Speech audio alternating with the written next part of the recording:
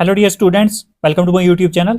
आज का जो हमारा टॉपिक रहेगा वो रहेगा क्लास 9th मैथ से lines and angles chapter number 5 exercise 5.2 का क्वेश्चन नंबर 5 और 6 आज हम करेंगे। क्वेश्चन नंबर 5 जो है हमारा इन फिगर 5.42 फिगर यहाँ पर हमने बनाई है। If A B is parallel to C D, अगर हमारी ए बी लाइन जो है वो सी डी लाइन के पैरेलल है, ए बी और सी डी जो है आपस में अगर पैरेलल है, angle A P Q, angle जो है हमारा ए पी क्यू ये वाला एंगल 50 डिग्री दिया है, and angle P R D, angle P R D ये दिया है 127 degree. Find X and Y, हमने जो है एक्स और वाई की वैल्यू जो है निकालनी है। हमारा एक्स एंगल कितना होगा और वाई एंगल कितना होगा ये हमने निकालना है। अब हम सॉल्यूशन पर चलते हैं। जो जो गिवन हमें दिया है वो हमने यहाँ पर लिख लिया है। A B is parallel to C D, angle A P Q जो है 50 degree and angle P R D जो है 127 डिग्री। तो फाइंड क्या करना है, एक्स और वाई। अब यहाँ पर हम लिखते हैं, अगर हम ए पी क्यू एंगल ये वाला एंगल देखते हैं और उसके बाद ये x angle P Q R सीधे एंगल एक्स देखते हैं, ये कौन से एंगल बनेंगे यहाँ पर, अल्टरनेट इंटीरियर एंगल्स बनेंगे यहाँ पर, और ये बराबर होंगे। बराबर क्यों होंगे, पहले ही हमें दिया है कि ए बी जो है सी डी के पैरेलल है। तो एंगल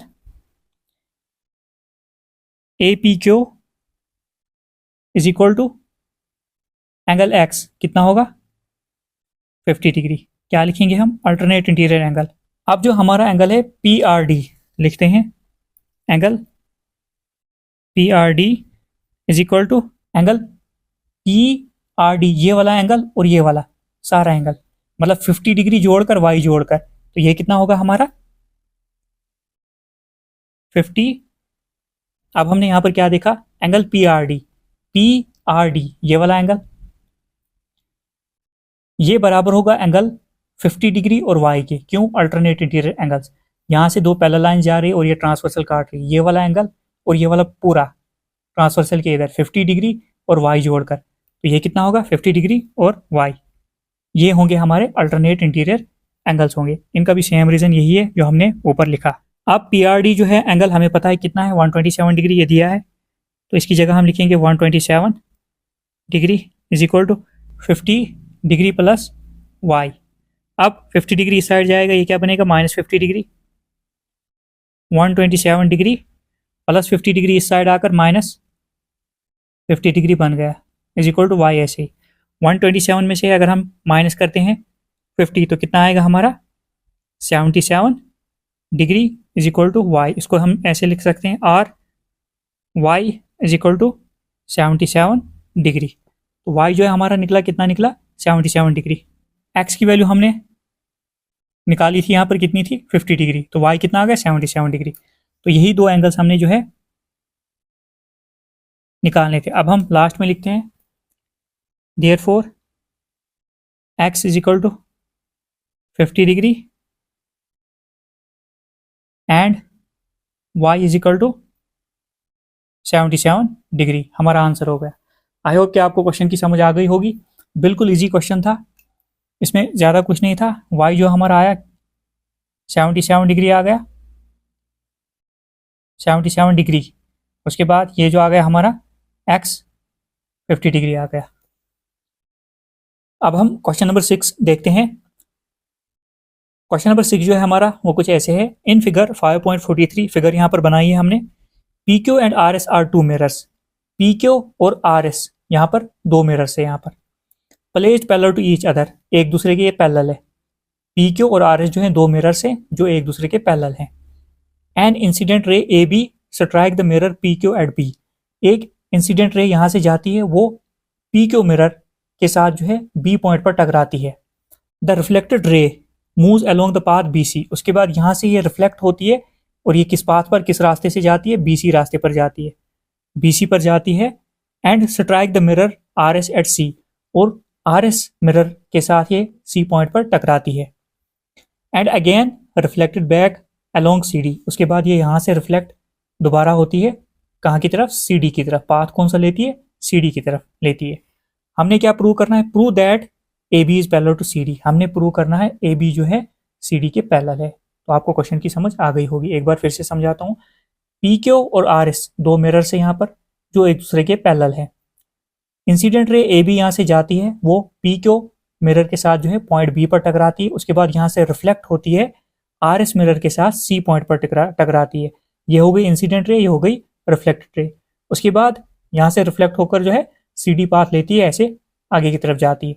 हमने बताना है ए बी जो है वो पैरेलल है सी डी के। अब हम ये कैसे करेंगे? सबसे पहले गिवन जो था हमने लिखा P Q is parallel to R S, जो दो मिरर्स हमें दिए हैं। प्रूव क्या करना है हमने? A B is parallel to C D. तो सबसे पहले हमें कुछ यहाँ पर जो है कंस्ट्रक्शन करनी पड़ेगी। हम एक परपेंडिकुलर यहाँ से खींचेंगे पी के ऊपर, दूसरा परपेंडिकुलर यहाँ से खींचेंगे आर एस पर। सबसे पहले हम परपेंडिकुलर यहाँ पर लेते हैं, सबसे पहले हम परपेंडिकुलर लाइन यहाँ पर बनाते हैं, उसके बाद हम लिखेंगे। तो सबसे पहले हमने क्या किया, एक परपेंडिकुलर लाइन ये बनाई, इसका हमने नाम दिया एम। बी एम जो परपेंडिकुलर है किस लाइन पर? पी के ऊपर। और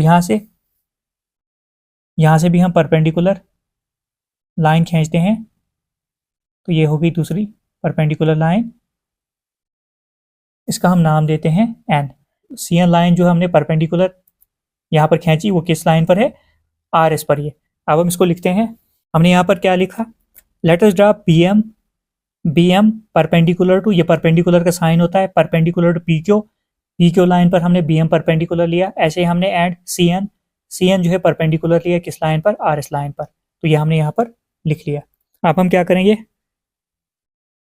प्रूफ। एज हमें पता है पी क्यू जो है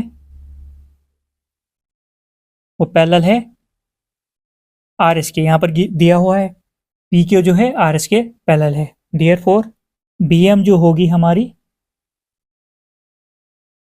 बी एम जो होगी ये परपेंडिकुलर जो बी एम है हमारा वो सी एन के पैरेलल होगा, parallel to C N. Reason लिखा हमने यहाँ पर perpendicular of parallel lines are also parallel.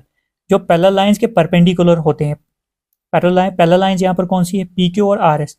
इनके जो परपेंडिकुलर हमने खींचे ये खुद भी जो है पैरेलल ही होंगे। पैरेलल लाइंस के परपेंडिकुलर भी पैरेलल ही होते हैं, यही हमने यहाँ पर रीजन लिखा। तो अब हम क्या करेंगे?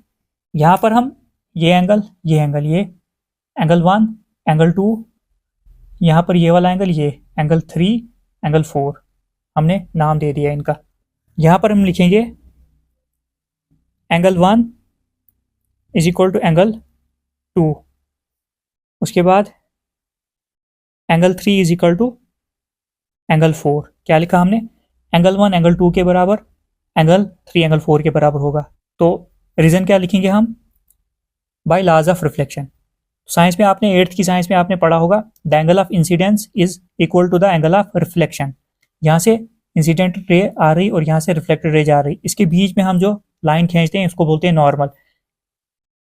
ये वाला एंगल दोनों बराबर होते हैं, ये इंसिडेंट एंगल होता है, ये रिफ्लेक्टेड एंगल होता है, ये दोनों बराबर होते हैं। तो इसको हम लिखेंगे bye laws of reflection.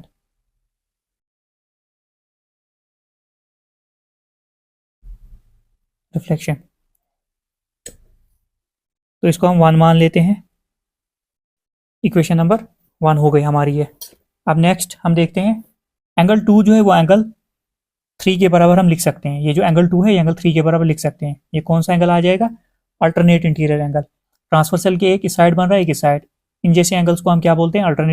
Alternate interior angles. तो हम लिखेंगे angle 2 is equal to angle 3। तो इसको रीजन हम लिखेंगे अल्टरनेट इंटीरियर एंगल्स। अब यहाँ पर अगर देखोगे इसको हम मानेंगे second, angle 2 is equal to angle 3 जो है हमारी सेकंड इक्वेशन बन गई। अब अगर हम देखेंगे यहाँ पर एंगल 1 2 के बराबर है, 3 जो है 4 के बराबर है, 2 जो है 3 के बराबर है। तो इसका मतलब एंगल 1 2 के बराबर होगा, 2 3 के बराबर, 3 किसके बराबर? 4 के बराबर। मतलब ये सारे एंगल जो है खुद में बराबर है। एंगल 1 जो है इज इक्वल टू कितना है? एंगल 2 के बराबर। एंगल 2 जो है वो किसके बराबर है? एंगल 3 के बराबर। और एंगल 3 जो है वो किसके बराबर है? 4 के बराबर। तो यह हमें कैसे पता चला? From first and second. तो इसको लिखेंगे फ्रॉम फर्स्ट एंड सेकंड, यहाँ से हमें पता चला ये। अगर यहाँ पर देखोगे angle 1 plus angle 2, angle 1 plus angle 2, angle 3 plus angle 4, ऐसे लिखते हैं। Angle 1 plus angle 2 is equal to angle 3 plus angle 4। Angle 1 plus angle 2 जोड़कर ये एंगल हमारा बी बन रहा है, मतलब ए बी सी हमारा एंगल पूरा बन रहा है। एंगल 1 प्लस एंगल 2 जोड़कर हमारा एंगल ए बी सी बन रहा है। तो इसको लिखेंगे एंगल 1 प्लस एंगल 2 की जगह angle A B C. Angle 3 और 4 को जोड़कर जो है एंगल बन रहा है बी सी डी। एंगल 3 और 4 को जब जोड़ेंगे ये पूरा एंगल जो हमारा बनेगा बी सी डी बनेगा। तो इसको लिखेंगे एंगल बी सी डी। तो ये कौन से एंगल्स हो गए? अल्टरनेट इंटीरियर एंगल्स हमारे हो गए। अब ये कौन सी लाइंस पर बन रहे हैं? ये एंगल 1 2 मतलब angle A B C, angle A B C यहाँ पर बन रहा है। उसके बाद एंगल बी सी डी यहाँ पर बन रहा है। लाइन जो आ रही है हमारी ए बी आ रही है, सी डी आ रही है, इनके बीच में एंगल्स बन रहे हैं। तो और ये एंगल जो बन रहे हैं ये बराबर है, मतलब ए बी सी जो है बराबर है बी सी डी के, मतलब ये एंगल इसके बराबर है। ये दोनों एंगल जो है हमारे बराबर है और है अल्टरनेट इंटीरियर एंगल्स। तो इसका मतलब जो है ये लाइन ए बी जो है सी डी के पैरेलल है। अगर हमारे दो एंगल्स बन रहे हैं यहाँ पर अल्टरनेट इंटीरियर एंगल्स और वो बराबर हैं, इसका मतलब जिन लाइंस के बीच में वो बन रहे हैं, जिन लाइन के साथ वो बन रहे हैं वो लाइन जो है पैरेलल है। तो हम लिखेंगे therefore A B is parallel to C D. तो हमने यही प्रूव करना था, हेंस प्रूव्ड। आई होप कि आपको समझ आ गई होगी। तो जितना हो सके चैनल को सब्सक्राइब कीजिए, लाइक कीजिए, शेयर कीजिए और जहाँ पर आपको समझ नहीं आती है तो आप कमेंट करके बता सकते हो। मैं पूरी कोशिश करूँगा आंसर देने की। Thank you.